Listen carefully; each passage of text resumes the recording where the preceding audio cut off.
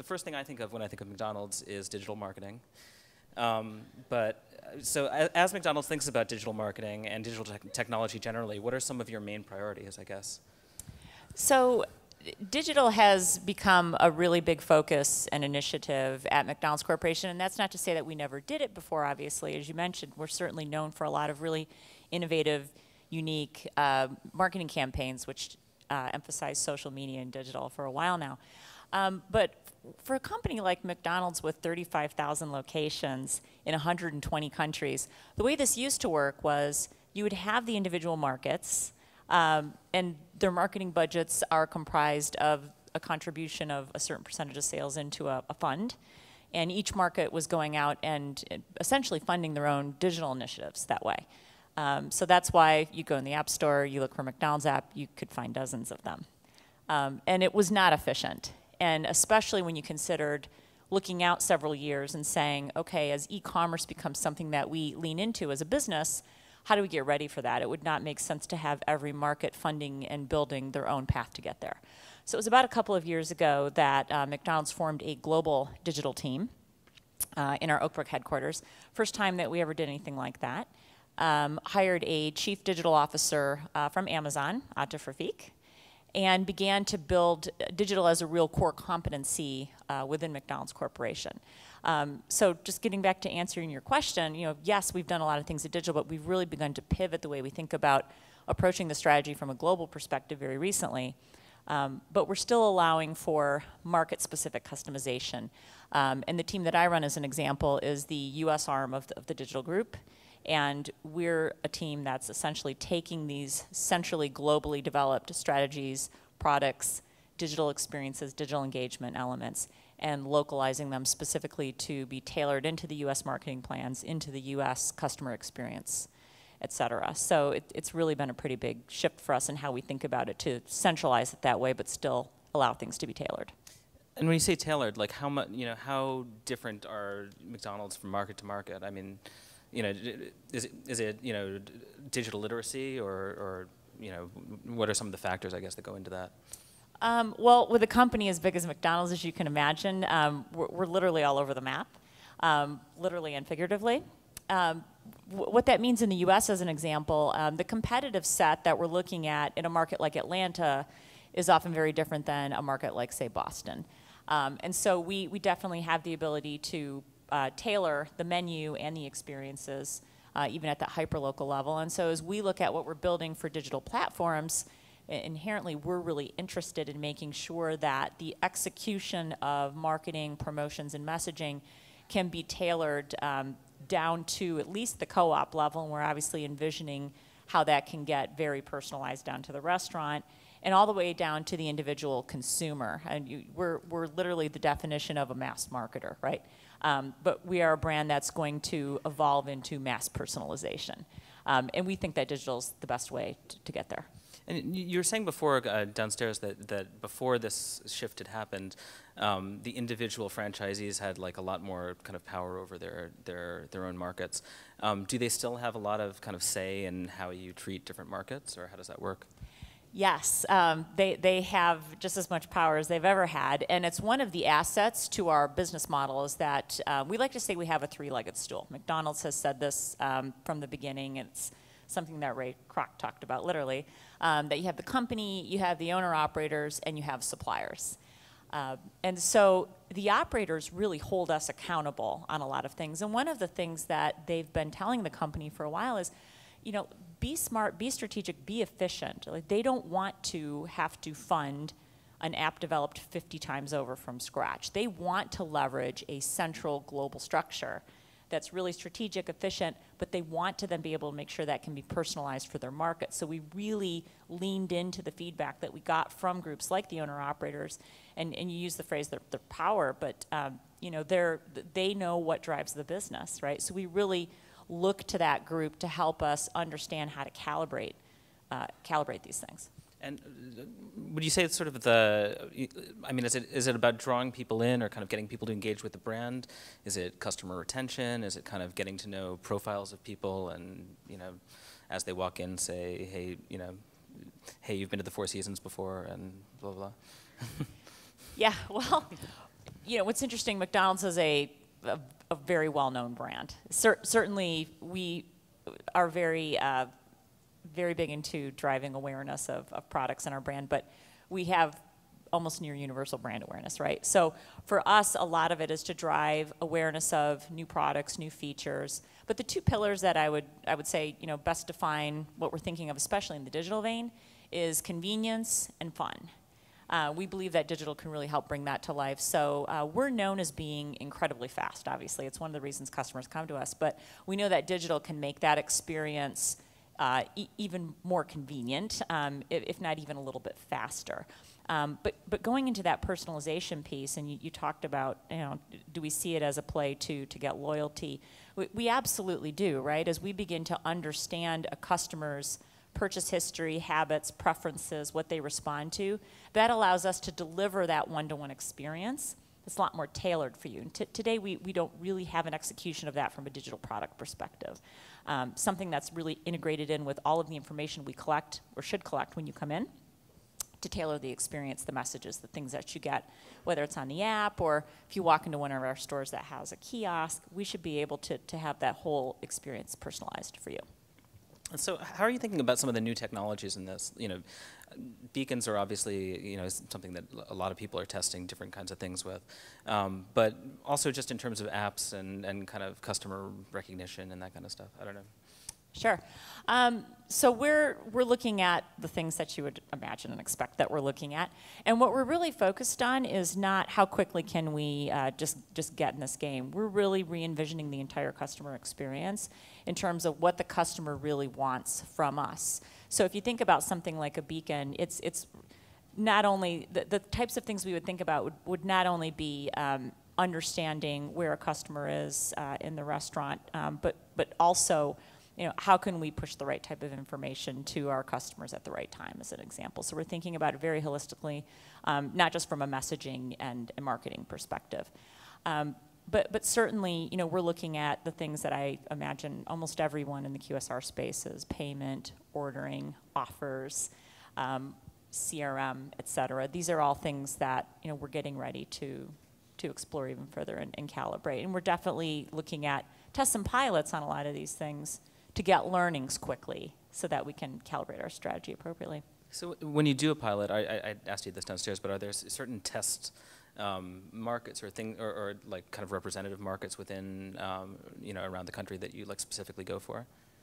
So we have a pretty diverse group of restaurants. In the United States alone, we have 14,000 restaurants.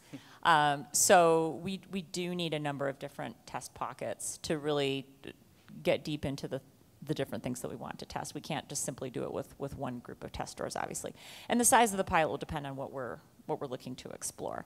What's interesting is that the operators of our restaurants are extremely excited about this. They're really pushing us, and it's something that they really want to do. So we have no shortage of interest in it from a restaurant perspective. If anything, we're trying to figure out, how do we manage all of the interest in this to get it going. And you recently started testing delivery in New York. Could you talk a little bit about kind of the interplay between, what delivery could do for like a fast food restaurant, and I guess why that's an important component of this? Yeah. Well, and I know there's been a lot of discussion about the concept of delivery here, and it's another layer of convenience, obviously. It's another potential dining occasion to cater to in a different way. And it's potentially a different consumer. We've certainly mastered the drive-through and how efficient that can be. And that speaks to the occasion where you're out in your car and you want to be able to quickly get something. But we're not as known for the, hey, I'm sitting inside and I don't want to go out and get it. So that represents a really interesting opportunity for us. And there's a lot of things that we think about with that in terms of the integration and with our digital platforms eventually for how that could work. And you'd mentioned this before, but did you, so McDonald's recently opened this digital office in San Francisco like a year ago and is now building that up. How do you decide what kinds of projects like these to do in-house, and how do you decide which to do with partners and who to bring in and that kind of thing? Yeah, so because there was no global digital team previously, a lot of this was outsourced traditionally for McDonald's. We're really beginning to change that. Certainly there are going to be situations where we see things that aren't our core competency, and it makes sense for us to partner with somebody.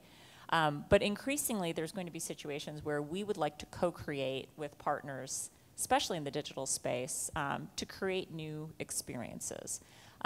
We believe very strongly in that. Our scale is massive, obviously, and there's a lot of really interesting things that we could do in this space.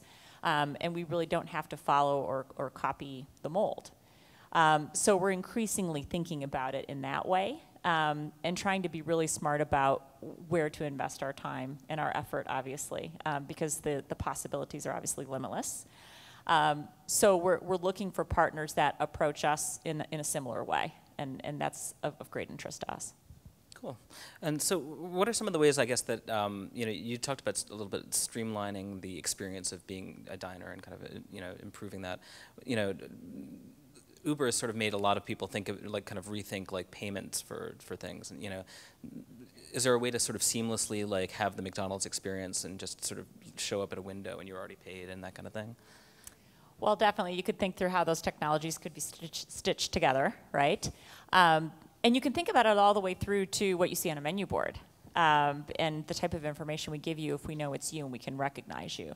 So in addition to just making the actual execution and process of your order and fulfillment seamless, we're thinking about every aspect of your experience in the restaurant and outside of the restaurant, frankly, right? We should be able to put messages in your hand that are really smart to know exactly what you might be craving at any given time. So that's how we think about it. And so, because McDonald's is obviously this big global brand, you have digital initiatives all around the world as well. Do you learn a lot from, say, initiatives in Tokyo or Malaysia or wherever, where people might be more digitally forward? Yeah, we definitely, as part of the formation of a global digital team, one of the objectives of that was to say, okay, there certainly was collaboration across markets in McDonald's previously, don't get me wrong, of course there was. But it's obviously taken to an entirely different level when you're developing digital strategies in terms of planning all the way to execution at a global level. So that definitely allows us to look at things in a different way. And it's also been an interesting exercise to say, okay, if we were going to consider the entire way we do analytics on all of this, everything from channel attribution to measurement of different features in the digital space, from a global perspective, so that not only are we looking at results across markets, but we're actually using some shared approaches in terms of how we measure and value certain things. We're even looking at it that way, right? How can we, as a company, have more of a universal language around what defines success in digital? But again, allowing for that very specific market level execution that markets are going to need to do. I mean, there's already a delivery business in Asia, for example, for McDonald's, and it's huge. And certain things are applicable to what we could consider here in the US, and other things are pretty unique to those specific markets. So yeah, we're definitely looking at that to leverage that. What are some of the maybe the unique differences, even within the U.S. of how you would execute a campaign, for a McDonald's on the side of Highway 80 as opposed to a McDonald's in San Francisco? The amount of foot traffic a store gets is a big differentiator in terms of what's going to be important: location, proximity to how many people. So that's probably the biggest one. But we're also evaluating things like the penetration of usage of different digital products and platforms in a specific market for what would make sense. We literally have an approach where we assess readiness and digital readiness, if you will, for a given market, with a whole set of factors depending on what initiative we're beginning to consider. So we don't want to launch a digital initiative in a market where there's not a high penetration of smartphone usage, for example. So we definitely look at those things, and it just depends, obviously, on a number of factors. In terms of what that market can absorb, or also in terms of kind of the readiness of the franchise owner as well, or is that not a factor? Yeah, readiness of franchise owners is definitely a consideration set for us, because ultimately we partner on investing in a lot of what we do. So we do have to look at that and consider that in addition to the consumer. Okay. I guess a little bit more on, I guess, the way that you test, right? I'm sort of interested in how, if you have a like a McDonald's in Asia that's you know, pioneering some sort of like experience where you walk in and you see like a special menu board just for you. How do you then like take the learnings from that and then bring that here? Do you have to find like different partner companies here, or like how does, you know, is it sort of replicating the success of somewhere else, or like, I don't know. Well, again, it obviously depends on the situation. Okay. But we have a shared digital program management team globally, which makes it very easy for us to, if we see something that's working well in another country, if we wanted to set up a similar program in another part of the globe, we've absolutely set up a team that will help facilitate that.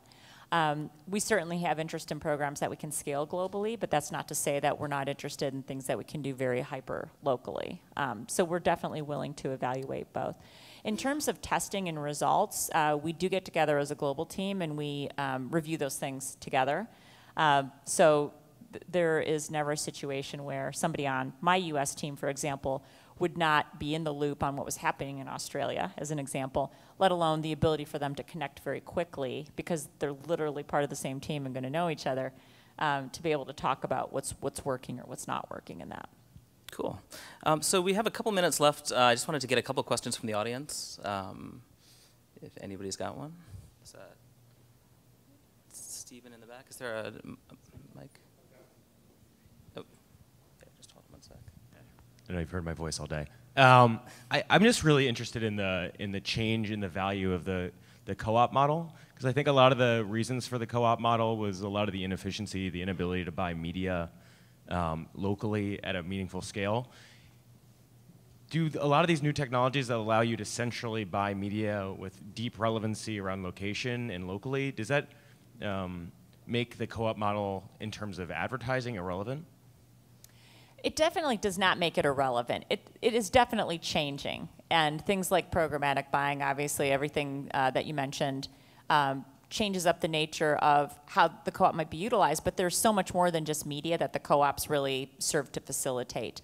It's the investment in the development of programs, whether they're digital programs or regular marketing programs, technology plays, et cetera, that there's still a lot of efficiencies that can be gained from doing that. And so just the example I used earlier about, you know, even if you go down to all these different markets, so they were literally all spending the same type of money to develop the same thing 50 times over. So they're very focused on things beyond just the pure media buy when it comes to the efficiencies that they leverage. Cool, we had another question over there.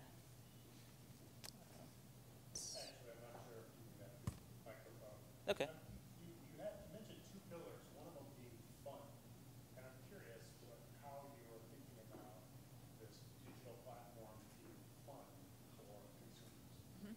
Great question. The question, if you couldn't hear it, was how are we thinking about fun in digital? There are a lot of experiences that we could bring to life on our digital platforms in the restaurant or in your pocket that would make it more interesting to engage with us. So those are the types of things that we think about. There are a lot of ways we look at customer segmentation, and certainly we have customer segments that are very focused on efficiency, getting in and out very quickly. But we have a lot of customer segments where it's very much about spending time with their family or their kids, or meeting someone for coffee and actually spending time in the restaurant. And those are the types of customers that we think about, especially when we think about fun. We have to give you a reason to want to engage with us, even if we're really convenient. You know, we're a very loved brand, and we need to continue to be a loved brand. And we just know that there are a lot of things that we could develop in terms of your experiences, whether it's with our app, whether it's how you engage with media and content in our restaurants. These are all things that we could bring to life through our digital strategies. Cool. I think we have time for one more if there is one. And if not, well, thank you so much, Julia, for joining us today.